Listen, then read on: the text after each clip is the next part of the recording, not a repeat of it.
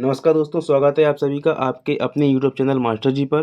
दोस्तों, आप सभी को पता है कि 5 मार्च को आप सभी का भूगोल का पेपर है और भूगोल जैसे विषय में अच्छे अंक लाने के लिए बिल्कुल सटीक और अच्छे उत्तर लिखना बहुत ज़रूरी है। आज के इस वीडियो में हम बात करेंगे कक्षा 12 भूगोल के उन मोस्ट इम्पोर्टेंट 2 नंबर वाले एमसीक्यूज़ के बारे में, जो हर साल बार-बार आपकी परीक्षा में पूछे जाते हैं और इस साल भी 2026 में जिनके आने की 100% संभावना है। ये छोटे प्रश्न न केवल आपका समय बचाते हैं बल्कि आपके स्कोर को 90% पार ले जाने की भी मदद करते हैं। तो चलिए बिना समय गंवाए आज की यह क्लास शुरू करते हैं। अगर आप चैनल पर नए हैं तो सब्सक्राइब बटन जरूर दबाइएगा ताकि हम आपकी हेल्प ऐसे ही कर सकें। दोस्तों, चलते हैं हमारे पहले क्वेश्चन की ओर। दोस्तों, ये रहा हमारा पहला क्वेश्चन जो कि एमपी बोर्ड में बहुत ही मोस्ट इम्पोर्टेंट क्वेश्चन रहा है। क्वेश्चन है, मानव भूगोल को परिभाषित कीजिए। दोस्तों, भूगोल में हमें भूगोल की परिभाषा ही बतानी है। इसका उत्तर है रेड जेल के अनुसार, मानव भूगोल मानव समाजों और धरातल के बीच संबंधों का संश्लेषित अध्ययन है। यह मनुष्य और प्रकृति के रिश्तों को समझाता है। यानी मानव भूगोल जो है मानव और प्रकृति के बीच कैसे रिश्ते हैं, कैसे संबंध हैं, इनको बताता है और ये कहा है रेड जेल ने। चलिए क्वेश्चन नंबर दूसरा है, संभववाद क्या है। दोस्तों, संभववाद इस विचारधारा के अनुसार मनुष्य प्रकृति का दास नहीं है। वह अपनी बुद्धि और तकनीक से पर्यावरण में बदलाव कर सकता है और संभावनाओं को जन्म दे सकता है। यानी कि इसमें बताया गया है कि मनुष्य जो है प्रकृति के दबाव में नहीं है। अगर मनुष्य चाहे तो वह प्रकृति को साइड में रखकर अपनी जो ज़रूरतें हैं उसको पूरी कर सकता है। जैसे कि मान लीजिए एक नदी है, अगर मनुष्य को नदी के उस पार जाना है तो वो कैसे जाएगा? दोस्तों, वो पुल बनाकर ही जाएगा। तो दोस्तों, प्रकृति को साइड में रखकर मनुष्य ने अपनी आवश्यकता देखी और वहाँ पर एक पुल बना दिया। दोस्तों, इसी को कहते हैं संभववाद। चलिए चलते हैं क्वेश्चन नंबर 3 की ओर।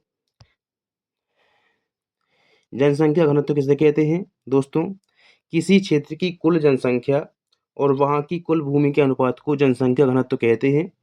इसका सूत्र है जनसंख्या घनत्व बराबर कुल जनसंख्या बटे कुल क्षेत्रफल। यानी जितनी जनसंख्या है और कितने क्षेत्र में रहती है, हमें उसका भाग देना है। यानी कि कुल क्षेत्र का कुल जनसंख्या में भाग देना है और हमारी जनसंख्या घनत्व निकल के आ जाता है। दोस्तों, वीडियो में आगे बढ़ने से पहले एक आपके लिए बहुत ही इम्पोर्टेंट जानकारी है। अगर आपको इन सभी के क्वेश्चनों का जो है पीडीएफ चाहिए है तो वीडियो के अंत में मैं इसका लिंक दे रहा हूँ। आप उस पर क्लिक करके पीडीएफ ले सकते हैं, जो कि आपके लिए बिल्कुल फ्री है। तो चलिए बढ़ते हैं हमारे क्वेश्चन नंबर 4 की तरफ। प्रवास के अवकाश कारक क्या हैं? दोस्तों, प्रवास के अवकाश कारक वे कारण जो लोगों को अपनी ओर आकर्षित करते हैं, प्रवास के अवकाश कारक कहलाते हैं। यानी ऐसे कारण जिससे आपको लगे कि हाँ, हम हमें उस स्थान पर रहने के लिए जाना चाहिए, वो कहलाते हैं अवकाश कारक। तो इसमें दिए गए हैं जैसे कि बेहतर रोजगार के अवसर, आपको काम-काज के बहुत अच्छे अवसर मिल जाएँ कहीं पर, या आपको कहीं पर अच्छी शिक्षा मिल रही हो, या स्वास्थ्य सुविधाएँ हो वहाँ पर अच्छी, या आपका शांतिपूर्ण जीवन, ये सभी प्रवास के अवकाश कारक हैं। चलिए क्वेश्चन नंबर 5 है, मानव विकास के 4 स्तंभ कौन से हैं? दोस्तों, मानव विकास के 4 मुख्य स्तंभ हैं, समता, सतत पोषणीयता, उत्पादकता और सशक्तिकरण। यानी समता यानी समानता, सतत पोषणीयता यानी सबको समान पोषण, और उत्पादकता यानी किसी चीज़ को बनाना या उत्पन्न करना या उत्पादन करना, और सशक्तिकरण इसका अर्थ होता है कि सभी को बिल्कुल समान अवसर मिले, सभी लोग अनुशासन में जिएँ। चलिए चलते हैं क्वेश्चन नंबर 6 की ओर। ट्रक कृषि किसे कहते हैं? दोस्तों, ट्रक कृषि बहुत ही सिंपल क्वेश्चन है, बहुत ही इम्पोर्टेंट क्वेश्चन भी है ये एमपी बोर्ड का। ये है, जहाँ सब्जियों की खेती की जाती है और उन्हें रात भर में ट्रक द्वारा पास के शहरों के बाजार तक पहुँचा दिया जाता है, उसे ट्रक कृषि कहते हैं। मान लीजिए आपके गाँव में एक फार्म है जहाँ पर सब्जियों की खेती की जाती है, तो शाम को सब्जियों को तोड़कर एक ट्रक में भर दिया जाएगा और रात भर में जब वो ट्रक दूरी तय करेगा और अपने सुबह अपने बाज़ार में पहुँच जाएगा जहाँ उस सब्ज़ी को बेचना है। तो जो रात भर की जो दूरी की एक ट्रक तय करता है उसी को ही ट्रक कृषि कहा जाता है। इसी के नाम पर ट्रक कृषि, इसका नाम ट्रक कृषि रखा गया है। चलिए क्वेश्चन नंबर 7 की ओर चलते हैं। तो क्वेश्चन 7 है, श्लेष और बर्न जिसे झूमिंग कृषि भी कहते हैं, इस ये क्या है? तो दोस्तों, इसमें किसान जंगल के टुकड़े को यानी एक छोटे से टुकड़े को जलाकर साफ करते हैं और उस पर खेती करते हैं। मिट्टी की उर्वरता खत्म होने पर वे दूसरी जगह चले जाते हैं। यानी जो जंगल में रहने वाले लोग हैं, वो क्या करते हैं, वो जंगल का एक थोड़ा-सा टुकड़ा काटेंगे, वहाँ के पेड़ काटेंगे और उसमें आग ही लगा देंगे। जैसे ही पेड़ जल जाएँगे तो उसकी जो राख है उसको पोटाश के माध्यम से, उस राख के माध्यम से पूरा जो क्षेत्र है वो एक उर्वरक ज़मीन में बदल जाएगा और 2-4 साल वहाँ पर खेती करेंगे और जैसे ही वहाँ की उर्वरा शक्ति कम हो जाएगी, तो वहाँ से फिर दूसरी जगह वही काम करने के लिए पहुँच जाएँगे। इसी को झूमिंग कृषि कहा जाता है। क्वेश्चन नंबर 8 है, फुटकर व्यापार किसे कहते हैं दोस्तों?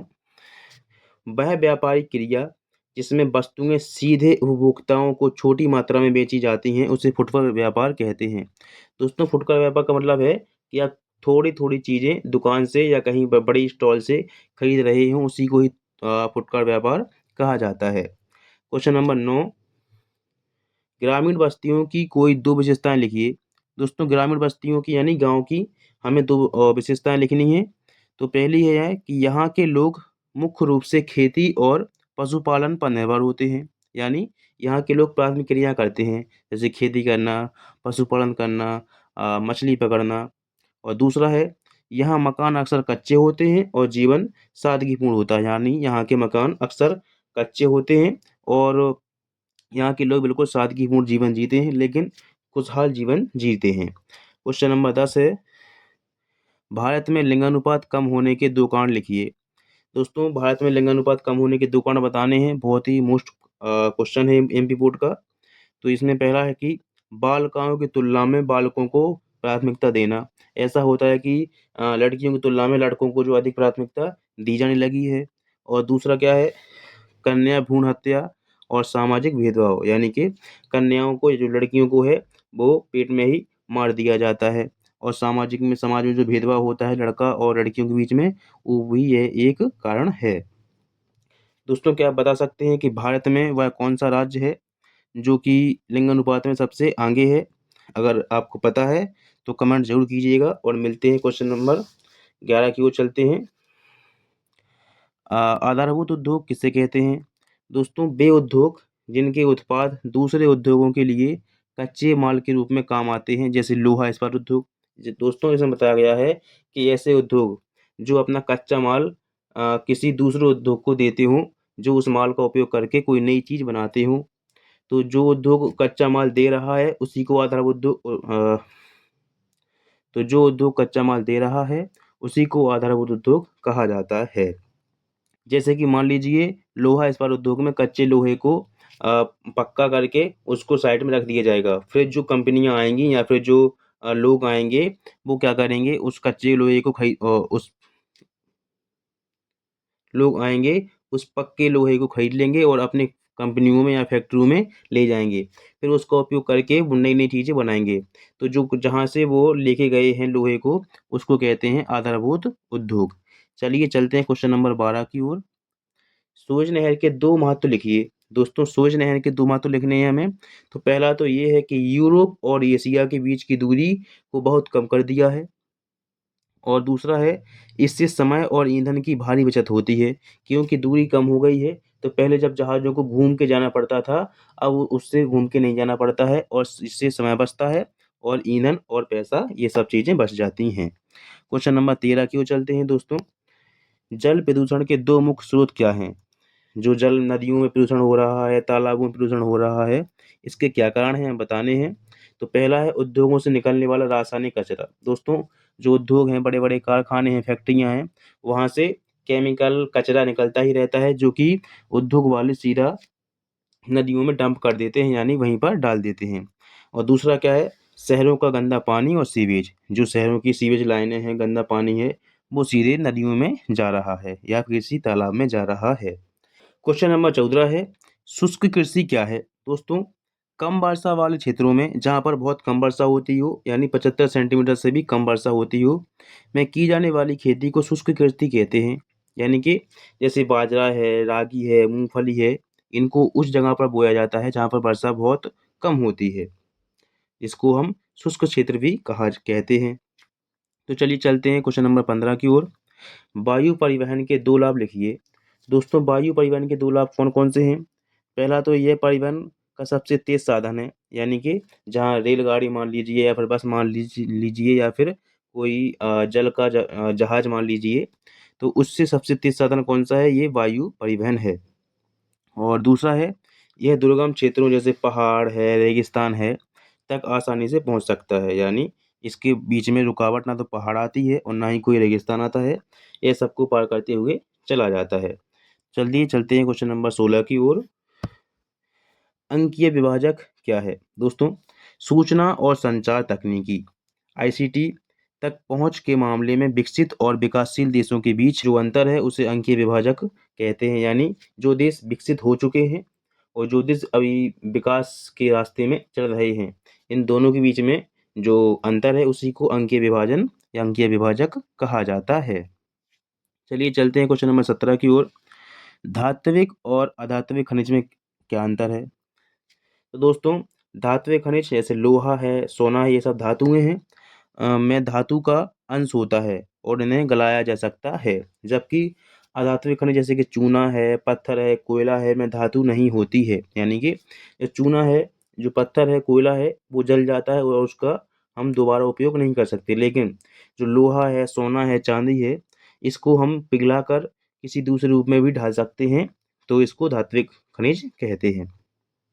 चलिए क्वेश्चन नंबर 18 है, स्मार्ट सिटी मिशन का मुख्य उद्देश्य क्या है? दोस्तों, शहरों में बुनियादी ढांचा सुधारना, साफ पर्यावरण प्रदान करना और नागरिकों को तकनीक से माध्यम से बेहतर जीवन देना, यही स्मार्ट सिटी का मिशन का जो मुख्य उद्देश्य था, लेकिन अभी तक अपने भारत में ज़्यादा स्मार्ट सिटियां नहीं बन पाई हैं। चलिए चलते हैं क्वेश्चन नंबर 19 की ओर। अम्लीय वर्षा के क्या कारण हैं? दोस्तों, जब वायुमंडल में सल्फर डाइऑक्साइड दोस्तों जब वायुमंडल में सल्फर डाइऑक्साइड और नाइट्रोजन ऑक्साइड की मात्रा बढ़ जाती है, तो वे वर्षा के जल के साथ मिलकर अम्ल बनाते हैं, यानी जब धीरे धीरे हवाओं में या वायु में जो कार्बन डाइऑक्साइड है जो गाड़ियों से निकलती है, सल्फर डाइऑक्साइड है, वो धीरे धीरे हवाओं में या वायु में क्या होता है? जम जाती है। और जैसे ही पहली बारिश या दूसरी बारिश होने लगती है, तो उसके साथ उसकी बूंदों के साथ वो ऑक्सीजन या सॉरी वो कार्बन डाइऑक्साइड है, वो चिपक के उसमें नीचे गिरती है, उसी को हम एसिड रेन कहते हैं। चलिए, हमारा आज का अंतिम क्वेश्चन है, भारत में जनसंख्या वृद्धि के 2 कारण लिखिए। दोस्तों, भारत में जनसंख्या वृद्धि के 2 मुख्य कारण कौन कौन से हैं? जन्म दर का उच्च होना, भारत में जो है जन्म दर उच्च है। दोस्तों, क्या आप बता सकते हैं कि हमारे देश में हर मिनट प्रति मिनट कितने बच्चे जन्म लेते हैं? अगर हाँ, तो कमेंट में जरूर बताइएगा। दूसरा है, बेहतर स्वास्थ्य सुविधाओं के कारण मृत्यु दर में कमी आना। बेहतर स्वास्थ्य सुविधाएं होने बढ़ गई हैं, जिससे मृत्यु दर में कमी आ रही है और जन्म दर उच्च हो रही है। तो दोस्तों, ये थे हमारे 20 इम्पोर्टेंट क्वेश्चन जो कि 2026 की परीक्षा में कम से कम 90% तो पक्के आएंगे ही। और दोस्तों, इन क्वेश्चनों की पीडीएफ मैंने डिस्क्रिप्शन बॉक्स में दे दी है लिंक, जहां पर आप क्लिक करके सीधा पीडीएफ पर पहुंच सकते हैं, या फिर मेरा व्हाट्सएप चैनल ज्वाइन कीजिए, वहां पर आपको सभी क्लासों की व सभी विषयों की पीडीएफ मिल जाएगी। दोस्तों, अगर आपको भूगोल के इम्पोर्टेंट एमसीक्यूज चाहिए है, तो वो वीडियो मैंने पहले ही अपलोड कर ली है, आपको डिस्क्रिप्शन बॉक्स में उसकी भी लिंक मिल जाएगी, तो उस पर क्लिक करके आप वो भी देख सकते हैं। और दोस्तों, मिलते हैं नेक्स्ट वीडियो में, तब तक के लिए जय हिंद, जय भारत, अपना ध्यान रखिएगा, बेस्ट ऑफ लक।